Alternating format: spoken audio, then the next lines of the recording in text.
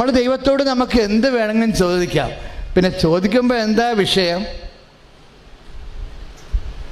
നിന്റെ ദുർമോഹത്തെ തൃപ്തിപ്പെടുത്താൻ ചോദിച്ചാൽ കുഴപ്പമുള്ള. ദുർമോഹം എന്ന് പറഞ്ഞാൽ എന്താണ്? ആള് കളിക്കുക അല്ലേ, മറ്റുള്ളവരെക്കാൾ മെച്ചമാണ് താനെന്നുള്ള രീതിയിൽ കേമനാണ് കേമിയാണെന്ന് വിചാരിച്ചുകൊണ്ട് പത്രാസം പകട്ടും കളിക്കാൻ വേണ്ടി ദൈവത്തിൻ്റെ അടുത്ത് ദുർവിനിയോഗിച്ചാൽ അവിടെ മാത്രമേ ബ്ലോക്ക് വരത്തുള്ളൂ, അല്ലെങ്കിൽ ഒരു ബ്ലോക്കും വരത്തില്ല. എളിമയോടെ നിങ്ങൾ ആദ്യമേ ദൈവത്തോട് പറഞ്ഞു, ദൈവമേ എന്ത് തരത്തിൽ എന്നെ അനുഗ്രഹിച്ചാലും ഞാൻ അങ്ങയുടെ കുരിശിൻ്റെ അടയാളത്തിലാണെങ്കിലും ഞാൻ എളിമയോടെ ജീവിച്ചു കൊള്ളാമെന്ന്. അത് പറഞ്ഞാൽ പിന്നെ കുറച്ച് പ്രശ്നങ്ങൾ ഒഴിവാകും നമുക്ക്. കാര്യം ഇവിടുത്തെ ഏറ്റവും വലിയ ഗതികേടെന്ന് പറയണത്, നമുക്ക് കാറ് വാങ്ങിച്ചാലും വീട് വെച്ചാലും നിങ്ങൾ സ്വിറ്റ്സർലൻഡിൽ പോയാലും നിങ്ങൾ പിന്നെ കൊള്ളാം, പിന്നെ മലയാളം പോലും നിങ്ങൾ സംസാരിക്കത്തില്ല. ഇപ്പം തന്നെ മലയാളം സംസാരിക്കാനല്ല പലർക്കും. ഇപ്പം നമ്മുടെ പുതിയ പിള്ളേരല്ലേ, ഇംഗ്ലീഷ് മീഡിയത്തിൽ പഠിച്ച പിള്ളേർ ഇല്ലേ, മലയാളം സംസാരിക്കാൻ ബുദ്ധിമുട്ടാണ് അവർ. അഥവാ മലയാളം അവർ സംസാരിക്കും, അതും പിന്നെ കൊഞ്ഞ മലയാളമാണ് സംസാരിക്കുന്നത് ഇല്ലേ. ടി വിയിലൊക്കെ കേൾക്കണ കൊഞ്ഞ മലയാളമില്ലേ, ചുമ്മാ വിഷം കെട്ടാണ്, കുണ്ടിക്കിട്ട് രണ്ടടിച്ചു വരുന്ന നല്ല മലയാളം പറയുവർ, വെറുതെ വിഷം കെട്ട്. ഇങ്ങനെ കുറേ അഭ്യാസങ്ങളുണ്ട്. അപ്പോൾ ഈ അഭ്യാസം കാണിച്ചില്ലെങ്കിൽ നിങ്ങൾ അനുഗ്രഹിക്കപ്പെടും.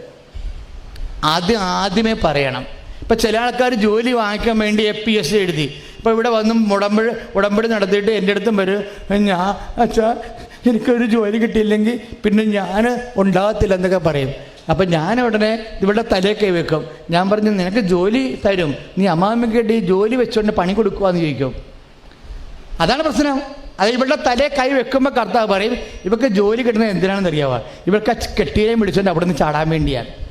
ഇവർക്ക് പ്രായമായ അപ്പനെയും അമ്മനും നോക്കാൻ ഉദ്ദേശമില്ല.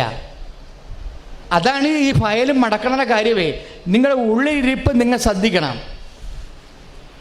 അവളുടെ ജോലി കിട്ടുമ്പോൾ തന്നെ അവളുടെ തലേ കൈ വെക്കുമ്പോൾ തന്നെ പരിശുദ്ധാത്മാവ് പറയും, ജോസഫേ ഇവർക്ക് ജോലി കൊടുത്ത പണിയാണ്, ജോലി സമാധാനം ജീവിക്കാൻ വേണ്ടിയല്ല, ഇത് കൂട്ടുകാരുടെ മുമ്പിൽ ആളായി കളിക്കാൻ വേണ്ടി.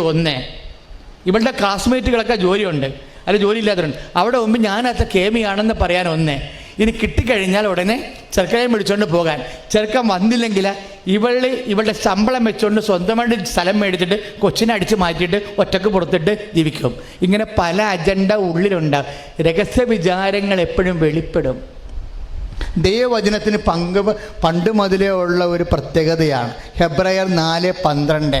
ദൈവവചനം എപ്പോഴും വചനം പ്രഘോഷിക്കപ്പെടുന്ന ഇടം, വചനം വിസ്തരിക്കപ്പെടുന്ന ഇടത്തിലെല്ലാം അവരുടെ സന്ധിബന്ധങ്ങളെയും മാംസപേശികളെയും തുളച്ചു കയറുകയും ആന്തരിക വിചാരങ്ങളെ വെളിപ്പെടുത്തുകയും ചെയ്യും. ആന്തരിക വിചാരങ്ങളിലാണ് പ്രശ്നം ഇരിക്കണം മുഴുവനും. ഹെബ്രായർ 4:12 അനുസരിച്ചുകൊണ്ട് എപ്പോഴും നിൻ്റെ ആന്തരിക വിചാരം എന്താണെന്ന് നീ ഉദ്ദേശിക്കണം. അപ്പം നിനക്ക് ഇപ്പോൾ അപ്പൻ്റെ ഇടയ്ക്ക് നിന്ന് നീ മൂത്ത മകനാണ്, നിനക്ക് 3 സെൻറ്റ് വേണം. അപ്പം നീ ചിറ്റപ്പനെ കൊണ്ട് കൊച്ചാപ്പനെ കൊണ്ട് വല്യാപ്പച്ചനെ കൊണ്ട് നാട്ടുകാരെ കൊണ്ട് അപ്പനോട് പറഞ്ഞു, അപ്പ 3 സെൻറ്റ് സ്ഥലം 5 സെൻറ്റ് സ്ഥലം എഴുതിത്താ, ഞാൻ സർക്കാർ ജീവനക്കാരനാണ്, ഞാൻ ലോൺ എടുത്തോളാം. അപ്പം അമ്മേനെ അവൻ 1 മാസം മുമ്പ് തന്നെ അമ്മേനെ സ്റ്റോപ്പിടും. അപ്പം അമ്മ പറയും, അവൻ നമ്മുടെ മൂത്ത കൊച്ചല്ലേ, ഈ വീട്ടിൽ ആദ്യം വന്നതല്ലേ, അവൻ നമ്മുടെ കണ്ണും പെട്ടത്ത് കിടക്കട്ടെ, നിങ്ങൾ എഴുതി കൊടുക്കാൻ പറയും. അപ്പോഴും വേറെ അതിനകത്ത് കുഴപ്പമൊന്നുമില്ലല്ലോ, വേറെ കുഴപ്പമുണ്ടോ? പക്ഷേ ഇവൻ്റെ ഉള്ളിൽ രഹസ്യ വിചാരമുണ്ട്. എന്താണ്? അകപ്പാട് 10 സെൻറ്റാ 12 സെൻറ്റാ 15 സെൻറ്റാ ഉള്ളത്. എഴുതുമ്പോൾ തന്നെ ഇവൻ ആ 5 സെൻറ്റ് എഴുതി മേടിച്ചാൽ കുഴപ്പമൊന്നുമില്ല, എല്ലാവർക്കും ഇഷ്ടപ്പെട്ട്. പക്ഷേ ഇവൻ പെര വെച്ചിരിക്കണേ എവിടെയാ?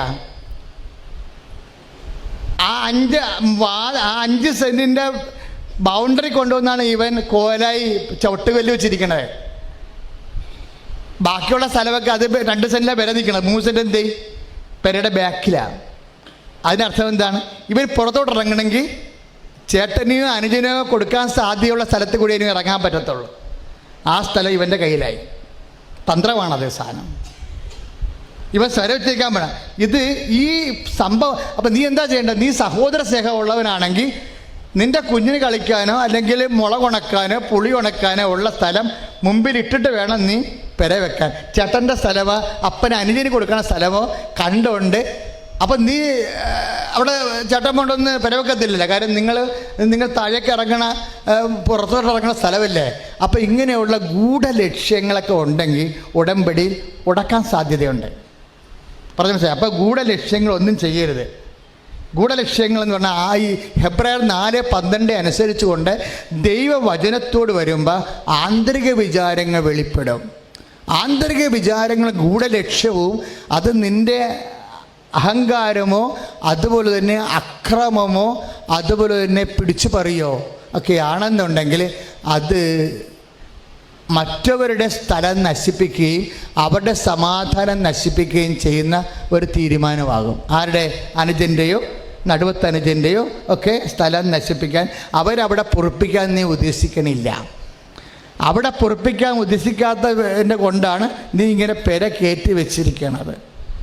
ഇനി ഇതിങ്ങനെ കേട്ടോന്ന് ദേ നിങ്ങളെക്കുറിച്ച് ഇന്ന് കൃപാസനത്തിൽ അച്ഛൻ പറഞ്ഞിട്ടുണ്ട്, അമ്പടെ കള്ള. ഇപ്പം നീ ഞങ്ങളുടെ സ്ഥലം അടിച്ചു മാറ്റാൻ വേണ്ടിയാണ് അതിനെ കയറ്റി വെച്ചതല്ല, നിന്നെ പൊറപ്പിക്കാൻ വേണ്ട. സംഭവിച്ച പോട്ടെ, സംഭവിച്ചതിന് പെരപെളിപ്പിക്കാൻ നിങ്ങൾ നടക്കണ്ട.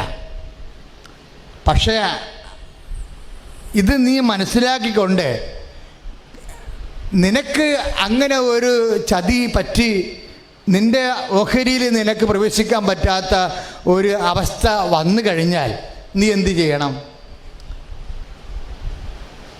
നിനക്കിതിനേക്കാൾ വലിയ കാര്യം ദൈവത്തിൻ്റെ വചനങ്ങളുടെ പോക്ക് എങ്ങനെയാണെന്ന് അറിയാമോ?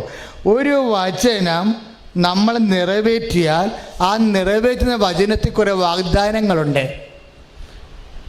മക്കൾക്ക് മനസ്സിലായില്ലേ? വചനത്തിൽ എന്തുണ്ട്? വചനത്തിൽ എന്തുണ്ട്? വാഗ്ദാനമുണ്ട്. നിങ്ങൾ അങ്ങനെ എങ്ങനെ ഒരു പാപ്പരായി പോയാൽ ഉടനെ നീ കോടീശ്വരനാകാനുള്ള മാർഗം എന്താണ്? കർത്താവിൻ്റെ വചനം എടുത്തിട്ട് നിറവേറ്റാൻ നോക്കണം.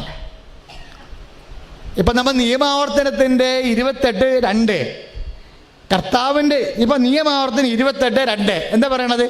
കർത്താവിൻ്റെ വചനം നീ പാലിച്ചാൽ നീ നിൽക്കുന്ന ഭൂമിയിൽ നീ അനുഗ്രഹീതനായിരിക്കും. Praise the Lord. കർത്താവിൻ്റെ വചനം പാലിച്ചാൽ എന്ന് പറഞ്ഞേ,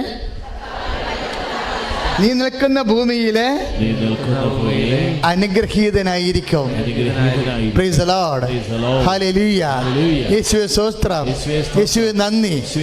അപ്പോഴേ വചനം പാലിക്കുന്ന അനുസരിച്ചുകൊണ്ട് നിനക്ക് ഈ ഭൂമി ജീവിക്കാൻ ഇപ്പോഴത്തെ കണ്ടീഷൻ അനുസരിച്ച് സാധിക്കണില്ല എന്നുണ്ടെങ്കിൽ നീ കർത്താവിൻ്റെ വചനം പാലിച്ച് കർത്താവിനോട് സത്യസന്ധനായി നിന്നാൽ ഇതിനേക്കാൾ മനോഹരമായ സ്ഥലത്ത് കർത്താവ് നിന്നെ കൊണ്ടാക്കും.